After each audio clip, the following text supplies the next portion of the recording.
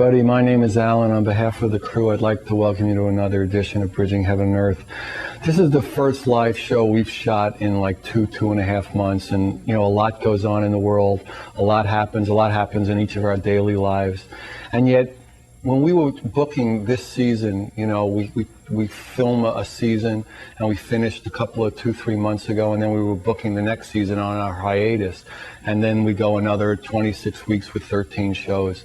And when we were booking the guests, what we kept seeing is that when people would ask us what the show's about and how they would fit in, basically we said over and over again that this show is just about putting out a vibration of love, and to let that love just vibrate and move and grow and perpetuate itself through each and every city, each and every one of you out there who's helped us get on a new city. We're now on in 40 cities, and basically it's just that vibration of love. And the interesting part is, there are a lot of people, even theoretically in the spiritual path in the New Age community, whose words seem to speak to that vibration of love, to speak to that energy of collaboration, that energy of connectedness, and yet their actions don't really speak of that. And what happens is it generally works out that something happens that they end up not coming on Bridging Heaven and Earth. What we do is this show is inclusive, and anybody who come on with a humbleness and an openness and the desire to put out that vibration of love. This is the 118th show we've done, and we've had singers and dancers and channels and Hindis and Christians and Jews and every religion and race and color and nationality and age. But it's really behind that is just that vibration of love. And this is what this season is. We have a lineup of guests for this season that are truly extraordinary in sharing their gifts. And behind their gifts is that desire to know love, to feel love, and to share love. And tonight we have with us people who, again, have dedicated their lives for almost as long as I can remember to that experience, to that push into consciousness, that push into love. Because ultimately consciousness, when it really comes into its fullness, into its blossom, it's about love. It's about us working together. It's about us living on this incredible planet, in collaboration, in love, in consciousness. We have with us Barbara Marx Hubbard, who's a world-renowned futurist. She's a citizen diplomat. She's a visionary. She's been on the show before. It's one of the favorite shows when we send them out around the country. We're honored to have her on the Bridging Heaven and Earth Foundation Board of Advisors. She's the author of 5 books, including The Evolutionary Journey, Conscious Evolution, and she's got a new book that's coming out. Either it just came out or it's coming out shortly, Emergence, the Shift from Ego to Essence. And she's the founder of the Foundation for Conscious Evolution. She has a radio show. Just enormous gifts and gifting of that experience that she's been gifted with, and her life is dedicated to sharing that with as many people who are open to it. And we have another old friend of Bridging Heaven and Earth, Sarah West, who's an angelic transmitter. She's a visionary, she's a mystic poet, and she has 2 new CDs out that she's going to grace us with songs from them. She has a new CD out called Sanctuary and another one called Voices of Eternity, and she's going to sing a song from each of those incredible CDs. So again, we're just honored to be here. We're honored to be with you. We want to thank you for all the calls and letters and emails and all the attempts to get us on. Just in the last couple of months, we've gotten on in Chicago and St. Paul, Minnesota, Fairfield, Iowa. People are working on us in Switzerland and all over Europe now, and we're just so delighted to have all your energy and all your collaborative efforts to come with us to spread that vibration of love. So as we normally do at this time, please join me in a short meditation, and then we'll start with a song from Sarah, and then Barbara will be with us. And it's an opportunity for us all to go deeper into that experience, to know that love more. And then tomorrow we can't help but share it more and experience it more. So please join me. If you don't know a meditation, just relax. Just let the day go, and there's an hour here for you to experience a tremendous growth opportunity. So please.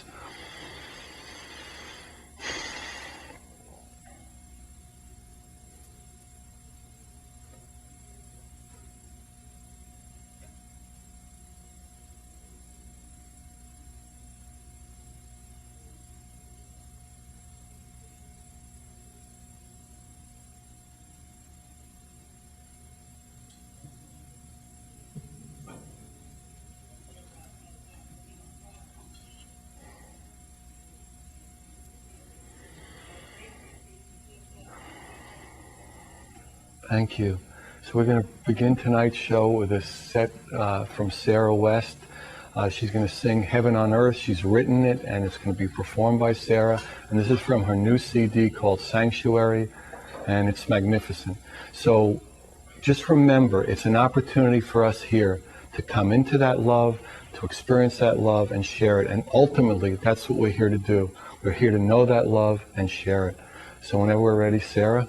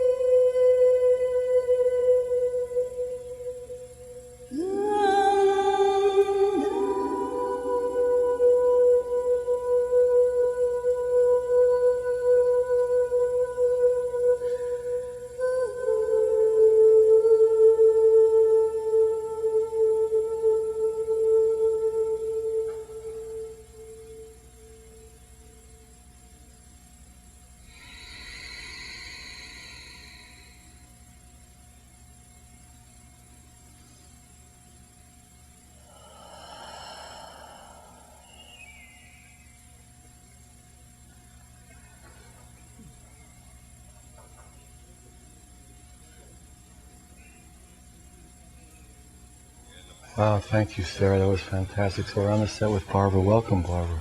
Thank So why you. don't you tell us a little about your new book, Emergence, and how do we go from ego to essence? And what does that exactly mean? I was thinking that the book really is about bridging heaven and earth. Right. And what Emergence is about is that every one of us has a divine self. I call it the essential self that comes direct from source. And when we put our identity in that self comes all the way in. And all the local selves, the separated selves, are attracted up into that essence. And heaven on earth happens within each of us.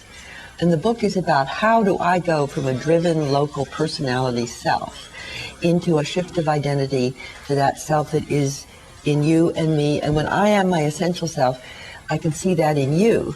And that love you speak about is natural at the level of essence. We're all the same love. But it's not natural at the level of ego. Then there's competition. You can't love the other as self if you're talking about your own ego trying to love someone else's. So the inner work to bridge heaven and earth for each of us is to actually invite the divine self to incarnate the whole way. And you have like tools and techniques to do that. I mean, there are like 10 steps. Why don't you kind of go through those? Well, the first step is there are two really simple steps to begin with. The first step is, do you feel driven? Do you feel, anyone feel tense, oppressed, overly anxious? You say to yourself, that's a sign that there's something in me that wants to change. And you say, good. That's a big club. It's a big club. Very big club. In my case, I was very compulsive with my work. I loved my work. So I was driven. I had no inner peace. I was behind at 6 a.m. in the morning. So you started off behind. I started off behind. Right. I could never catch up. Right. And everything I did, there was 10 more things to do. Right. And I realized this was an addiction. So anyone who, any of your listeners who absolutely feel any kind of drivenness, you say, good. I am going to make a choice not to be like this anymore. And the second thing is take a daily Sabbath.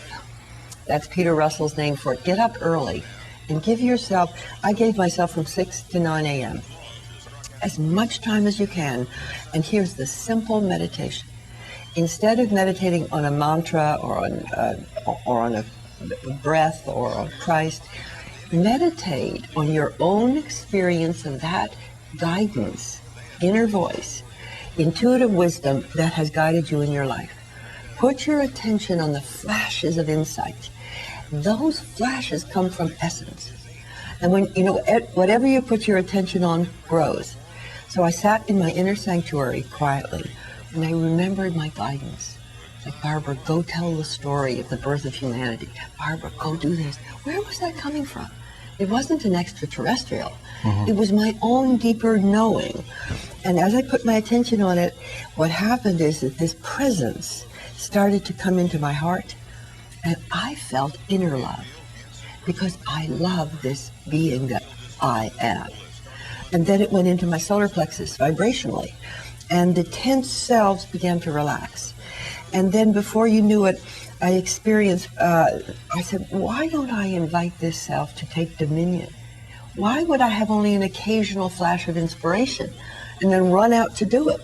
Why don't I stop and ask this presence to enter the whole way, because it is me. And it feels better. It's the pleasure principle. And pretty soon, my local selves, they didn't want to be miserable, anxious, and separate. And they began to sort of love my essence, or me. And they'd sit, and they wouldn't want to try anything separate anymore. And gradually, what seemed to happen is they came into essence. I thought of it in the heart, like a rose chamber in the heart. And they would come in, they'd relax, they'd disappear as a separated self, and they'd come back out into the world as an expression of essence. Well, that's the way, it's almost like that's the way you're vibrating now. You're vibrating that vibration of essence, that vibration of love, so it's obviously going to manifest. And then it manifests because what happens when the inner integration occurs, there is a causal effect on your outer life. And my entire life changed in the last 2 years. I used to live in Marin. I didn't know how to make my work and all that. Finally, I came. You mean you know how to make your work play? I mean, I always talk about play. Oh, I didn't work. know how to make my work play, and I didn't know.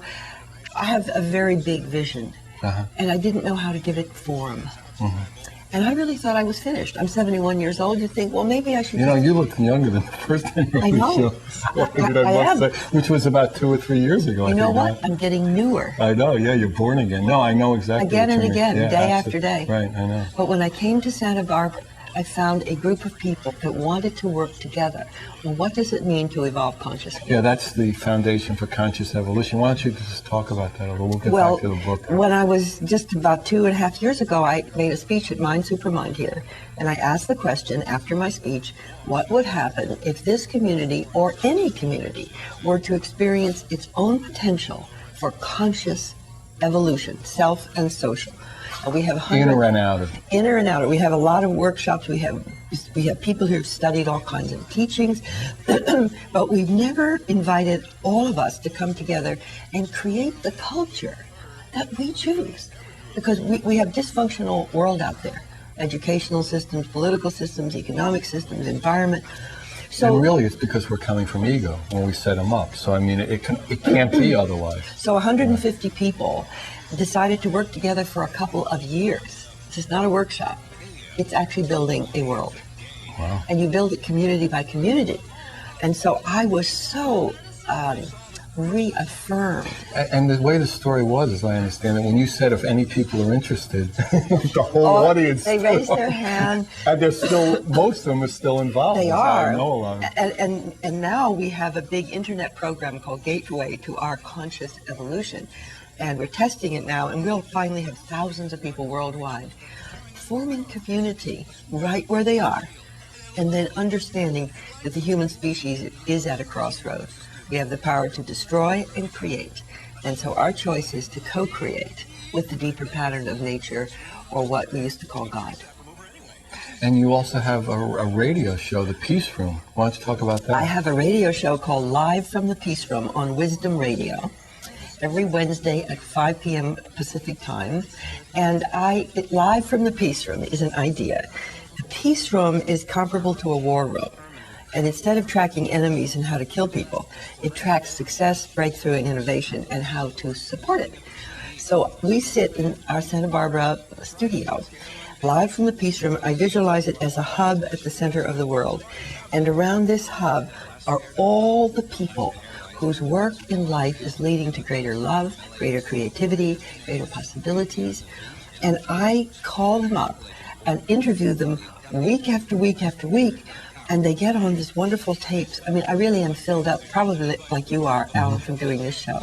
Yeah, it's beautiful, isn't it? And when you actually start piecing together the stories of people whose life and work is already changing the world, what you see is there is a new world born in our midst. Absolutely, yeah. And because usually media doesn't pick it up, the average person would think the world is really dying. Right. Well, there is like some duality happening. And some of the world, you know, the caterpillar butterfly image is very good. Right. There's a caterpillar here, and in the caterpillar there are what we call imaginal cells. And that's really the way it works. These cells hold a little image, like you do and I do. And finally, more and more of them come online, and finally they resonate, and the caterpillar gives up.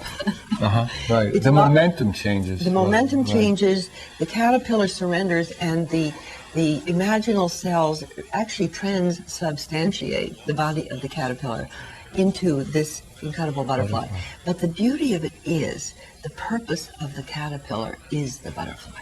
Right. And I really believe that the purpose of human society is a co-creative, co-evolutionary world. And you talk about a new human in a way in the book. You know? Yes. You know, 35,000 years ago, approximately, there emerged self-reflective self-consciousness. They called it the Cro-Magnon man, separated out from Neanderthal and other types. And for 35,000 years, we've had basic self-consciousness. Starting about 5,000 years ago, people started to pop into cosmic consciousness. And that could be like Buddha or Jesus or Moses or Krishna. But almost nobody else could do it. So they got priests, they got dogmas, they got religions to hold the teachings. Right. The attempt to hold the teaching.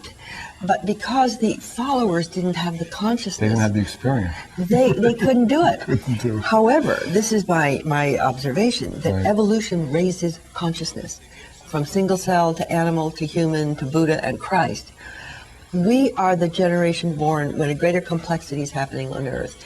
More and more of us are emerging with a expanded consciousness. Do people talk about DNAs, and are you familiar with that at all? I am. I think this expanded consciousness is a holistic, connected, empathetic, deeper, whole system, comprehensive compassion, and spiritually attuned to inner guidance. Not looking for external deity, not looking for God the Father, but looking for the incarnation of the divine in you and me. Now, how many millions of us are like that? My thesis is that that is an emerging humanity, and that Homo sapiens sapiens, as a self-centered, self-conscious type, really began to decline with the atomic bomb. Because if we continue with all this power in self-centered consciousness, you can see we can destroy our life support systems.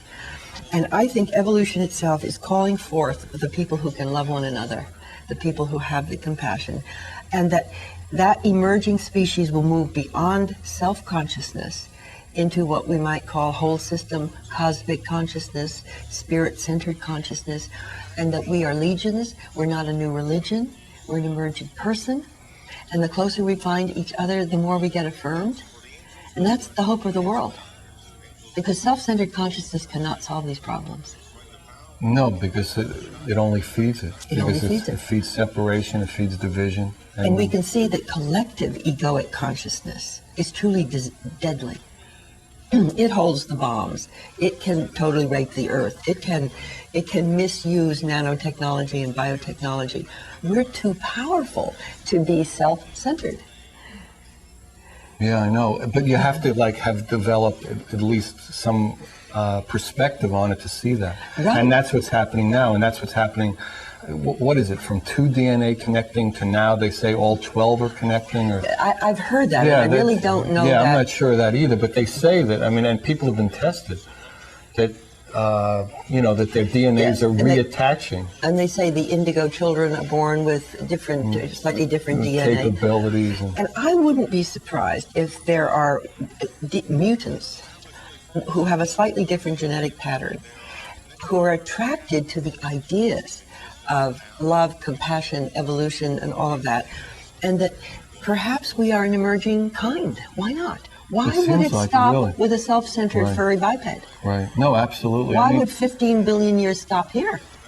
It's interesting because you're in an interesting position, and so are we. Every 30 weeks a year, people come in from all over the world who are just in that vibration, filled, and you talk to people every week who are filled with it all over the world, literally all over the world. They're very intelligent, they're very mature, they're economists, they are social scientists, they are artists, and the 60s was like a burst of consciousness, but there was no wineskins for the new wine, and it kind of just poured out, and we got conservative and regressive, I think. Mm-hmm. And now, those who've been working for 20, 30 years are more mature, and I think there's going to be an uprising of wellness, an uprising of social, I call it the social potential movement in my book, Conscious Evolution. And in my book, Emergence is really the first personal book I've ever written as to how one of these emerging types, I call it a universal human. If anybody feels that they're an emerging type, their consciousness is expanding, Emergence will give you the steps to identify that deeper essence, to bring it in, to incarnate as that, and then to move into finding your vocation, your deeper life purpose, joining up with others, and eventually building a world. Right. What your book is about, and what we talk about all the time, is to go from the feeling of separation to the feeling of connectedness, the feeling of division to the feeling of, wholeness, oneness. Yes, and I think there's a shift of your sense of identity from a creature human seeking higher guidance, feelings of a victim of the world that you live in, to a being who feels that I am the guidance I've been receiving, and I am a creator of that world. And as I believe it, as I think it, so I can create it.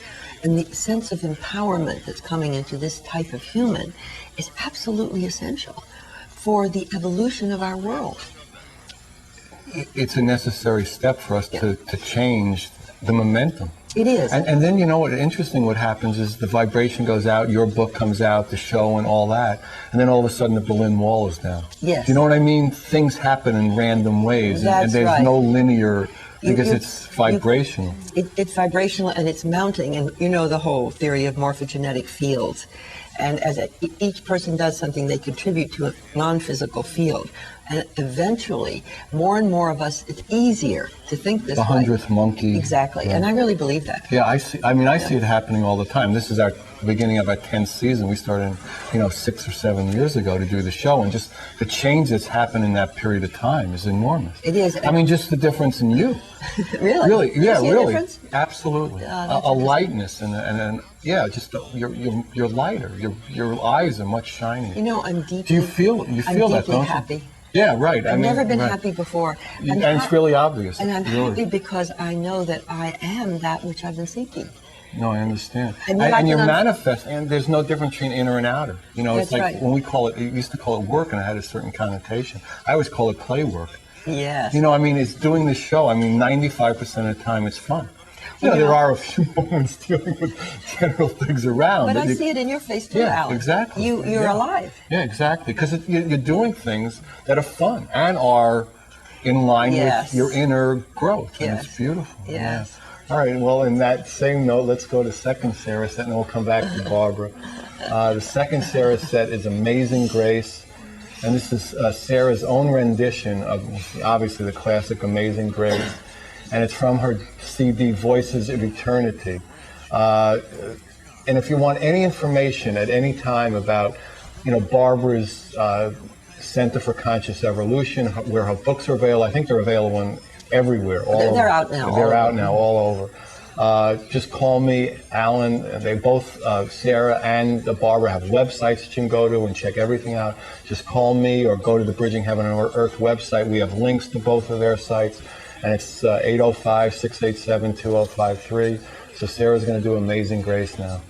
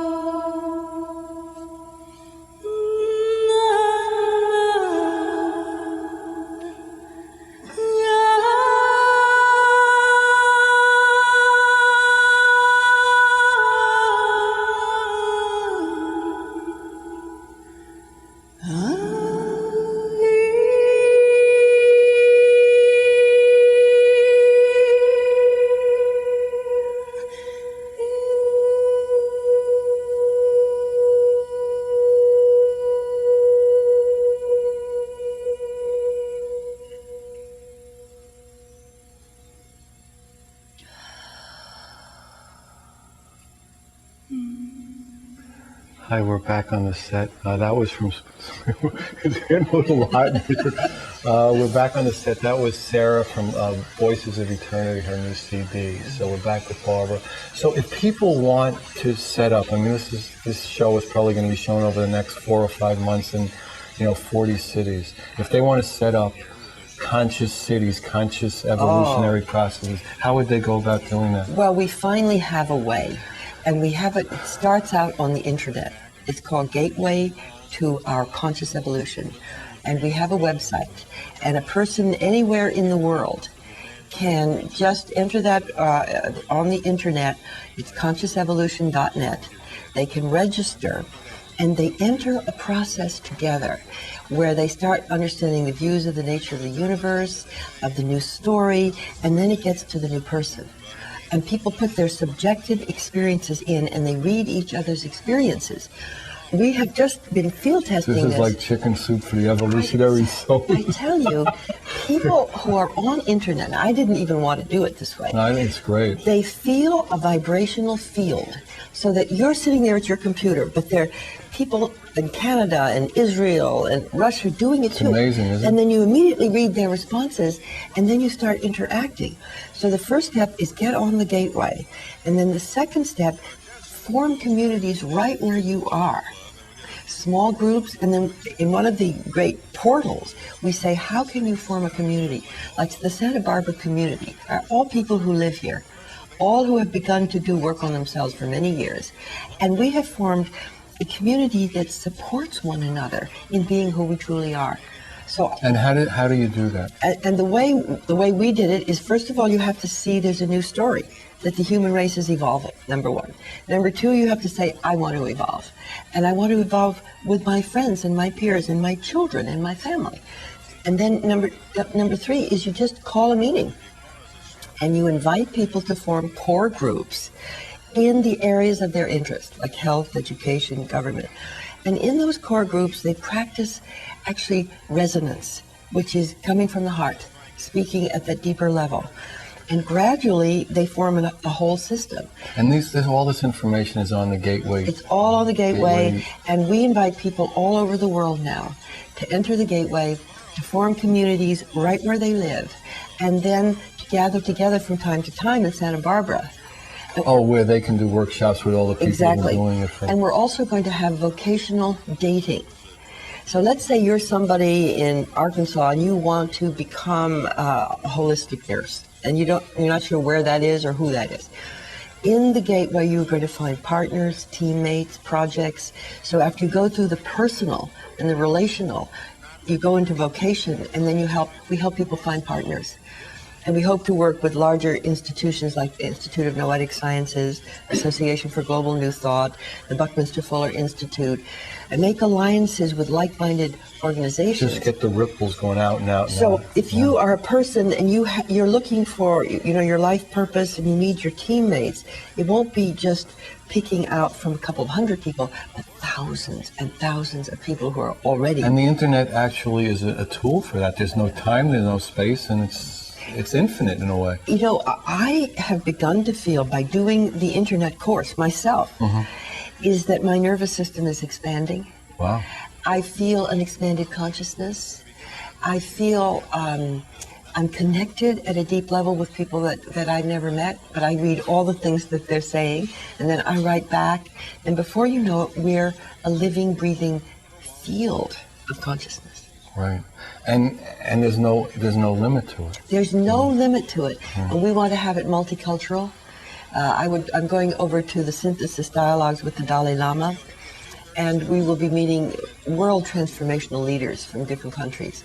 And I'm going to invite them to take the gateway and then tell us how to make it, have the cultural imprint of Africa, of Asia, of other cultures. So, but we are telling the one story, which is this big story of creation. Of love, of connectedness. And the 15 billion year story, with the human species now gaining the power to participate consciously in evolution.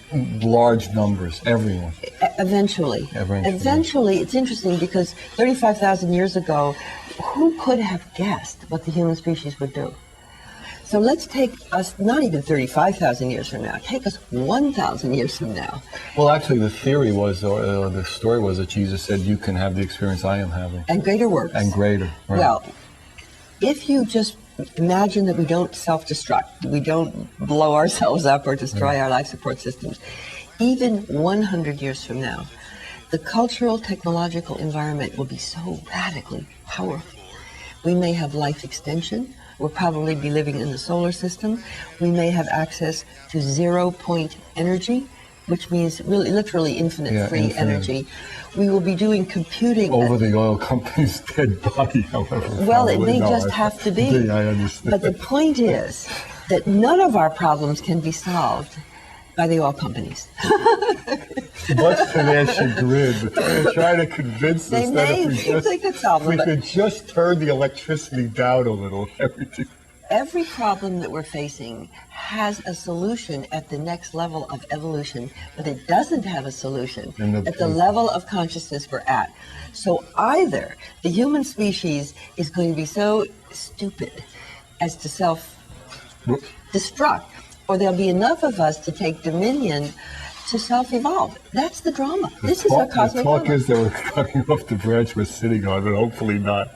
No, we have to, we have to recognize that. But you know why I have hope, Alan? How did we get from subatomic particles 15 billion years ago to you and me sitting here? No, I mean, I have a How tremendous... did nature do that? Well, more so. I mean, you see it every week. I mean, I just see it, just from your books and we're in a funny position because you probably get the same thing, but because we do this show and there isn't another show like it in terms of getting a certain message out. Right. That we get books and tapes, 25, 30, 50 a week that are extraordinary. Yes. And these people, and nobody's heard of them. Nobody heard of anybody like this. It's unbelievable. And these people are fantastic. It's interesting. I was speaking in Seattle around my book a couple of weeks ago, and there was this big audience there. And I said, how come there's so many of us, but we never show up? Where are we in politics? Where are we in the mass media? Where are we at the head of corporations, the head of nation states, the head of nowhere? Now, at this point, to get to those positions, it's almost like you got to do stuff you don't want to do. It's like a club you don't want to enjoy. The consciousness of control and governance. Right, exactly. So the real drama to me, and I don't think anyone has an answer to this, is how these millions of pioneering souls, I call us, who have that quality of connectedness and spiritual motivation, finally connect sufficiently to help the system flip into a higher order of self-organization. And I believe that we're at the threshold of mass resonance. And that for, maybe 2,000, 2,500 years, this has been percolating. But the crisis has a timing because we can't go on hundreds of years polluting and overpopulating. So this means if we're going to not degenerate here, that there are some processes in nature which would allow us to take a quantum shift. And I think one of them is mass resonance of consciousness. Another is the internet to connect up not just connect individuals, but organizations until we can see the coherence of the emerging world. You feel connected, not feel isolated. Your little group here, your little TV show, your little radio show, but we're all connected. And the idea of the Peace Room, which is will be on our website called Center for Conscious Evolution, is that we want to create a matrix of the whole and have everything that we can find that's emerging and creative. Sort of organized according to function and geography so that you can see the anatomy of the world. This is not just a list of projects. This is like every project is part of a living system. Right, and each one could serve, they all are interconnected. They all interconnected because they're all part of one living body. Right. Exactly. And that we haven't seen the coherence. And there's this beautiful phrase in chaos theory that a small island of coherence in a sea of chaos can change the world. Absolutely. So what we're saying is those who are tuning into a higher pattern are forming islands of coherence. And as society becomes more dysfunctional, more and more people will be attracted to life. It feels better. It's really very simple. Mm-hmm. I mean, being in harmony feels better than being dissonant. And Alan, the reason I call this the universal human or the co-creator is if we're crossing over from self-conscious, self-centered humans to a more co-creative, whole-centered, spirit-centered humanity, if we can use the power that science and technology are now giving us for the restoration of the earth, the freeing of ourselves from poverty, the exploration of the universe, in 100 years we'll be a universal humanity. There's nothing wrong with the technology. There's nothing wrong with any of the material possessions. Just our consciousness and how we use them. I mean, they all can serve. And the thing about the new technologies is they're so radically powerful and destructive. Like nuclear power we could have a nuclear meltdown. But things like nanotechnology, which is building atom by atom like nature does, the people who believe in it say that we can build anything, we can repair our cells, we can go to the moon and grow habitats. Well, these are the powers of gods. And Jesus said, "Ye are gods." Well, what if this is true? And the new powers that the mind has given us right now are separated from our soul, you might say. But it looks like it. If the new powers in science and technology were to be connected with love of one another as oneself, then you see a new species. You really do. You see a universal humanity. The manifestation would be completely different. And I think that, basically we'll find that we're giving birth to a universal humanity, that Earth is giving birth. We're in the pain of birth right now. It's dangerous but natural. And if we get through this, our children's children will have an infinite future.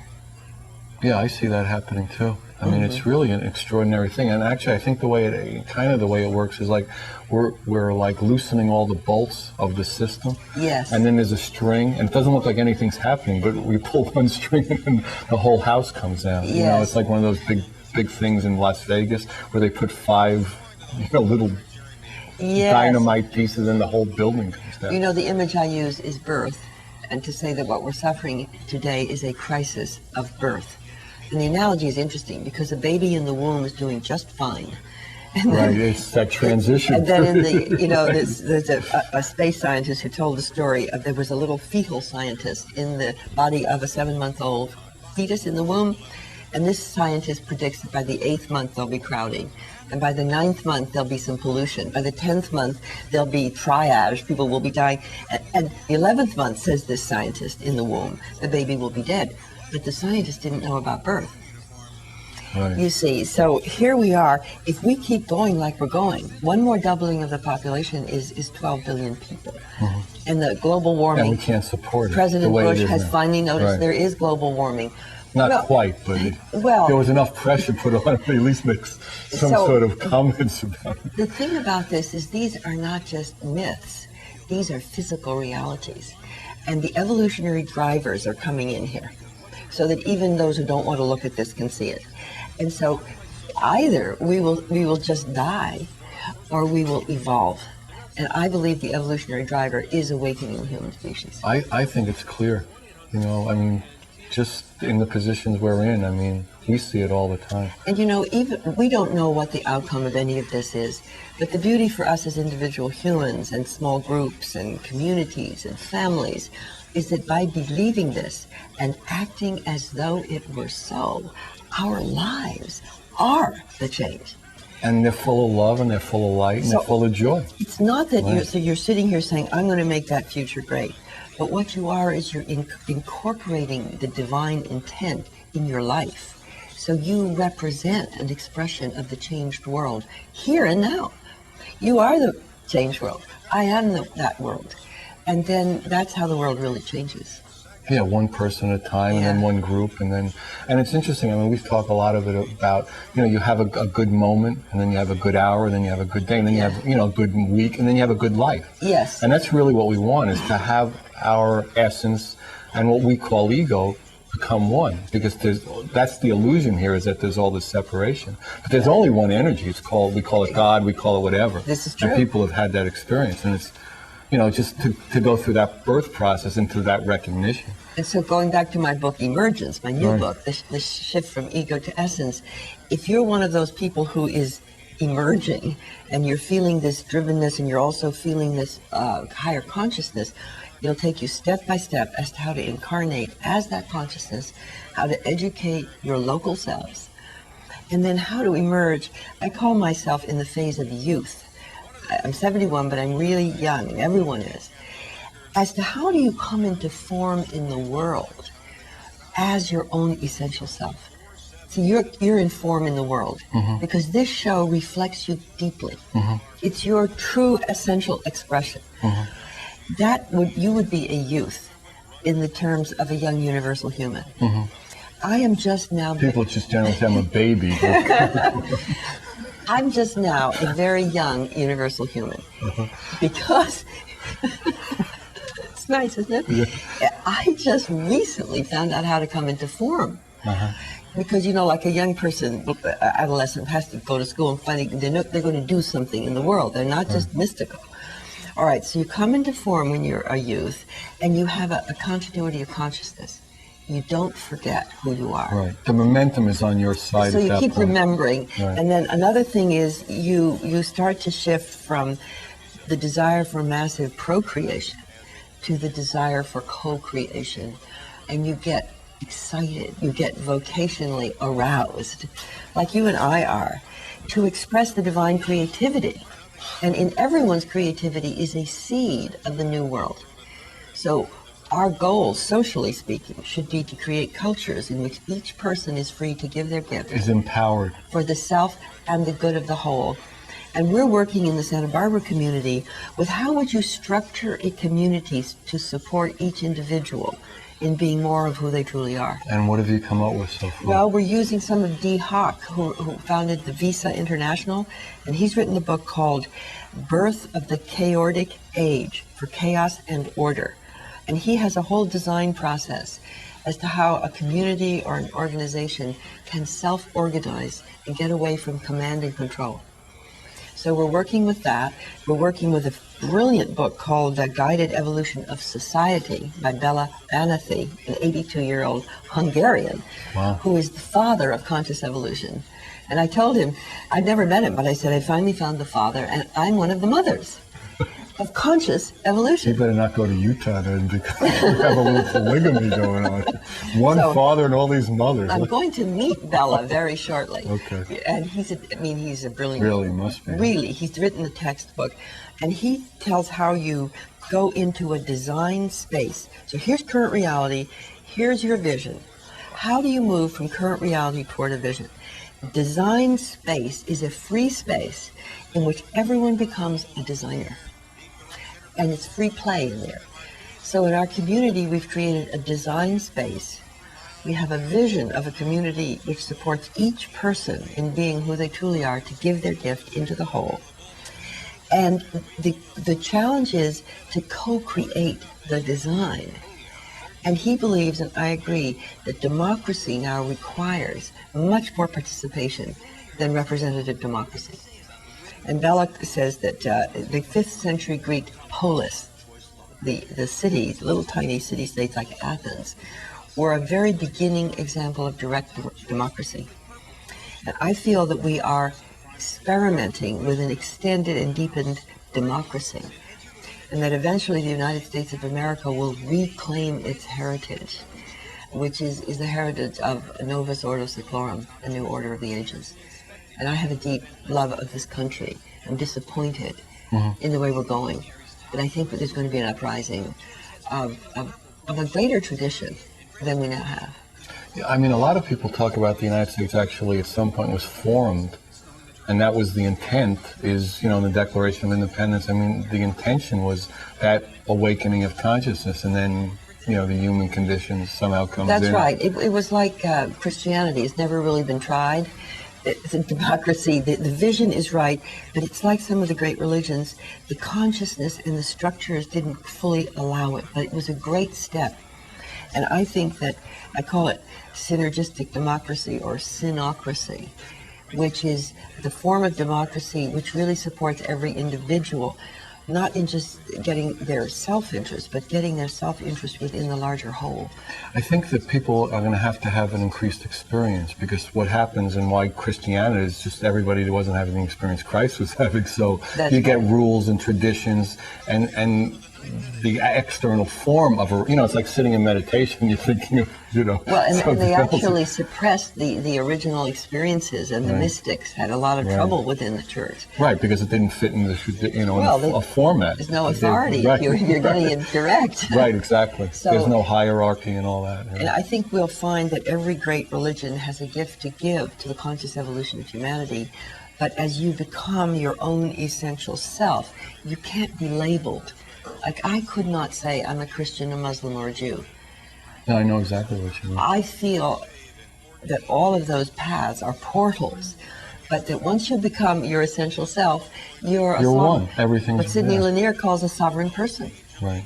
Yeah, you're whole. You're whole. You're not labeled. Right, and the label is just a defining thing that's limiting to your essence of the infinite, of your essence of... I think we need it in our childhood stages. Right, yeah, right. We need it's like support systems. Exactly. But now, I think agree. that so many people are becoming more spiritual and less religious. I think that's true. So here we go again. I think this show has gone really fast to me. So, well, just, thank you, Barbara. Thank you, Sarah. It's been an incredible experience. Again, thank you all for all your inspiration and all your calls and all your help. If you want anything to do with Barbara or the Center for Conscious Evolution, Sarah, her CDs, 805-687-2053. Thank you. Good night. God bless you.